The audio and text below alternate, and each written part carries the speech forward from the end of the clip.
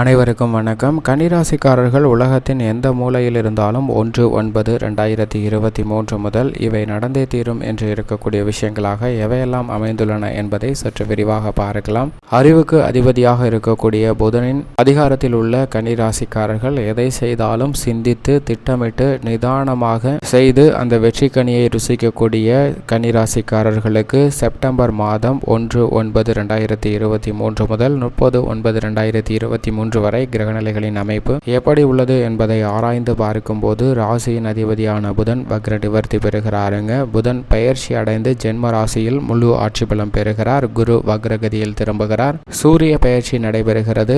புதன் முழு ஆட்சி பலம் பெறுவது மட்டுமல்லாது சுக்கிரனும் வக்ர நிவர்த்தி பெறுகிறார். இப்படி பல விதமான மாறுதல்கள் மிகப்பெரிய மாற்றத்திற்கு வித்திடக்கூடிய ஒன்றாக பார்க்கப்படுகிறது. கன்னிராசிக்காரர்களை பொறுத்தவரைக்கும் நவ கிரகங்களிலே வலிமை வாய்ந்த முழு சுபகிரகமாக இருக்கக்கூடிய குரு வக்ரம் அடைவது முதன்மையான அதிர்ஷ்ட யோகம் பெறுவதற்கான வாய்ப்பு உருவாகிறது என்பதை அவர் உறுதிப்படுத்துகிறாருங்க. ஏனென்றால் அஷ்டமஸ்தானத்தில் வீற்றிருக்கக்கூடிய குரு வக்ரகதியில் திரும்புவது பல்வேறு விதமான சிரமங்கள் விலகி நிறைந்த நன்மையும் முன்னேற்றமும் கிடைப்பதற்கான வாய்ப்பு உலகத்தின் எந்த மூலையில் இருந்தாலும் கிடைப்பதற்கான யோகம் கன்னிராசிக்காரர்களுக்கு 12/8/2023 முதல் நிறைந்து கிடைப்பதற்கான வாய்ப்பு உள்ளது என்பதை அவர் தெளிவாகவும் துல்லியமாகவும் உறுதிப்படுத்துகிறார். எனவே இந்த தருணத்தில் கன்னிராசிக்காரர்களை பொறுத்தவரைக்கும் குடும்ப ரீதியாக இருக்கக்கூடிய பல சிரமங்கள் குறைவதற்கான வாய்ப்பு இருக்கிறது என்பதை குரு உறுதிப்படுத்துகிறாருங்க. தடைப்பட்ட திருமணம், புதுமனை புகுதல், காதுகுத்து, வளகாப்பு, சீமந்தம் போன்ற பல்வேறு விதமான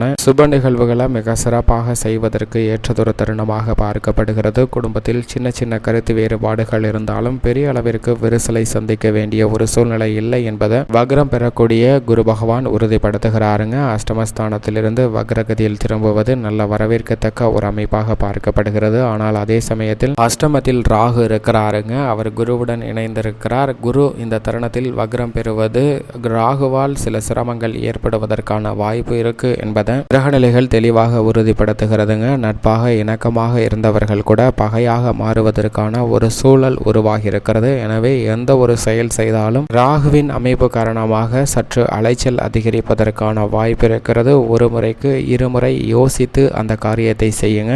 இல்லை என்றால் காரிய தடையோ அல்லது சின்ன சின்ன தடையோ சந்திப்பதற்கான வாய்ப்பு இருக்கு என்பதை கேது உறுதிப்படுத்துகிறார். மோட்சக்காரராக இருக்கக்கூடிய கேது தனஸ்தானம், குடும்பஸ்தானம், வாக்குஸ்தானத்தில் இருக்கிறாருங்க. கற்பனையான ஒரு விதமான பயம் ஏற்படுவதற்கான வாய்ப்பு இருக்கிறது. இந்த மாதத்திற்கு பிறகு ஜென்ம ராசியில் அமர போகிறாருங்க கேது. எனவே சற்று கூடுதல் கவனமும் விழிப்புணர்வும் மிக முக்கியமாக தேவைப்படுகிறது. எதிர்மறையான சிந்தனைகள், கருத்துக்கள் சற்று தலை தூக்குவதற்கான வாய்ப்பு இருக்கிறது. கேது மற்றும் ராகுவின் அமைப்பு காரணமாக அதீத கவனமும் விழிப்புணர்வும் அடுத்த 30 நாட்களுக்கு மிக அதீதமாக தேவைப்படுகிறது. ஆனால் சனி பகவானை பொறுத்த வரைக்கும் சனி மிக சிறப்பாக இருக்கிறாருங்க. பெரிய அளவிற்கு பாதிப்பு ஏற்படுத்தக்கூடிய ஒரு அமைப்பாக பார்க்க முடியாது. ருணரோக சத்ருஸ்தானத்தில் இருந்து விலகி பஞ்சமஸ்தானத்தில் வக்ரகதியில் சஞ்சரித்தாலும் சிரமத்தை சந்திக்க வேண்டிய ஒரு சூழ்நிலை இல்லை என்பதை அவர் உறுதிப்படுத்துகிறார். பஞ்சமாதிபதியாக இருக்கக்கூடிய சனி பூர்வ புண்ணிய ஸ்தானத்தில் வீற்றிருப்பது நல்ல பலன்கள் கிடைப்பதற்கான வாய்ப்பு உருவாகிறது என்பதை தெளிவாக உறுதிப்படுத்துகிறாருங்க. சின்ன சின்ன காரிய தடைகள் விலகி நீங்கள் நினைக்கக்கூடிய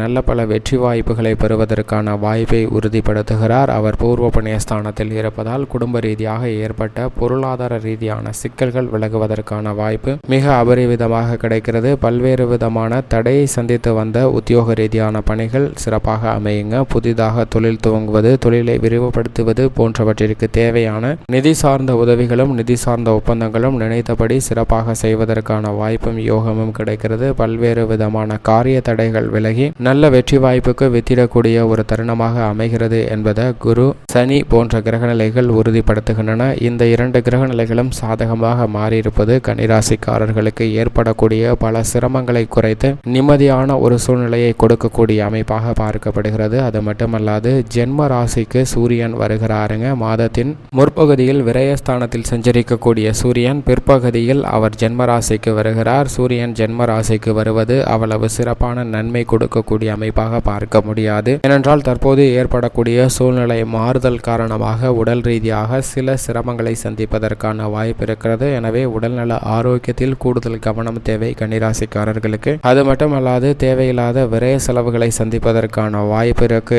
என்பதை சூரியன் ஜென்மராசிக்கு வருவதால் உறுதிப்படுத்துகிறாருங்க. மேலும் இந்த மாதத்தில் மாதத்தின் முற்பகுதியில் விரயஸ்தானத்தில் சஞ்சரிக்கிறார். எதிர்பாராத பல்வேறு விதமான விரய செலவுகள் அதீதமாக இருக்கும். ஆனால் அவை சுப செலவுகளாகவோ அல்லது சொத்துக்களாகவோ மாற்றுவதற்கான வாய்ப்பும் யோகமும் இருக்கு என்பதை முற்பகுதியில் சூரியன் உறுதிப்படுத்துகிறாருங்க. இருந்தாலும் இந்த தருணத்தில் செவ்வாய் இந்த மாதம் முழுவதுமே ஜென்ம ராசியில் சஞ்சரிக்கிறார். செவ்வாய் ஜென்ம ராசியில் சஞ்சரிப்பது அவ்வளவு வரவேற்கத்தக்க ஒரு அமைப்பாக பார்க்க முடியாது. ஏனென்றால் செவ்வாய் ஜென்ம ராசியில் அமர்ந்திருப்பதால் பூமிக்காரராக இருக்கக்கூடிய செவ்வாயின் அமைப்பு காரணமாக பல்வேறு விதமான காரிய தடைகளை சந்திப்பதற்கான வாய்ப்பு இருக்குங்க. புதிதாக நிலபலங்கள் வீட்டு மனை வாங்க முடியாத ஒரு சூழ்நிலை ஏற்படுவதற்கான வாய்ப்பும் சாத்தியக்கூறுகளும் இருக்கிறது. எதிர்பாராத பல காரிய தடைகளை சந்திப்பதற்கான வாய்ப்பும் மிக அதீதமாக இருக்குங்க. விவசாயம் சார்ந்த பணிகளில் கடுமையாக உழைக்க வேண்டிய ஒரு மாதமாகவும் அமைகிறது என்பதை அவர் உறுதிப்படுத்துகிறார். கால்நடை வளர்ப்புல அதீத கவனத்துடன் இருக்கணும். தேவையில்லாத வீண் விரய செலவுகளை சந்திப்பதற்கான வாய்ப்பு இருக்கிறது. உடல்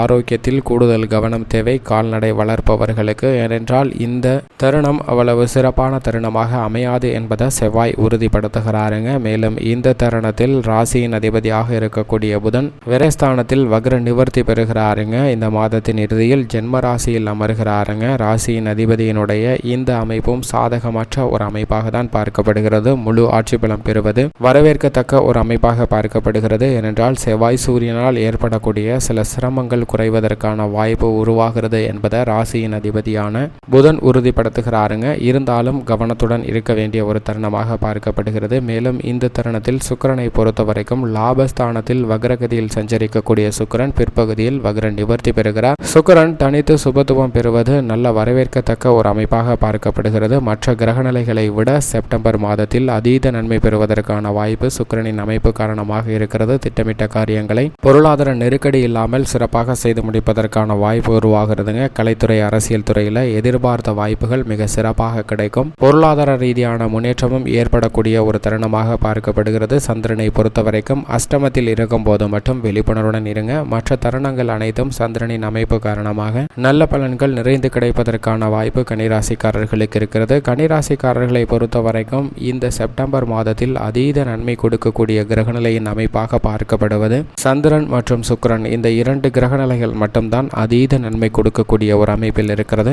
சற்று சுமாரான நன்மை எதிர்பார்க்கக்கூடிய கிரகநிலைகளின் அமைப்பாக பார்க்கப்படுவது சனி, வக்ரம் பெறக்கூடிய குரு போன்ற கிரகநிலைகளிலிருந்து ஒரு சுமாரான பலனை எதிர்பார்க்கலாங்க. சாதகமற்ற ஒரு அமைப்பில் சஞ்சரிக்கக்கூடிய கிரகநிலைகளின் அமைப்பாக உள்ளது. ராசியின் அதிபதியான புதன் மற்றும் சூரியன், செவ்வாய், நிழல் கிரகங்களாக இருக்கக்கூடிய ராகு, கேது இந்த கிரகநிலைகளின் அமைப்பு சாதகமாக இல்லை. எனவே எதை செய்தாலும் ஒரு முறைக்கு இருமுறை யோசித்து செய்யுங்க. இந்த தருணத்தை சாதகமாக மாற்றிக்கொள்ள வேண்டும் என்றால் ஒரே பரிகாரமாக அமைவது தெய்வீக வழிபாடு மட்டும்தான். வாரத்தில் ஏதேனும் ஒரு நாள் விரதம் இருந்து அருகாமையில் உள்ள பெருமாள் ஆலயம் சென்று தீபம் ஏற்றி வழிபாடு செய்யுங்கள். நிச்சயம் நல்ல பலன் நிறைந்து கிடைப்பதற்கான வாய்ப்பு கன்னிராசிக்காரர்களுக்கு உள்ளது.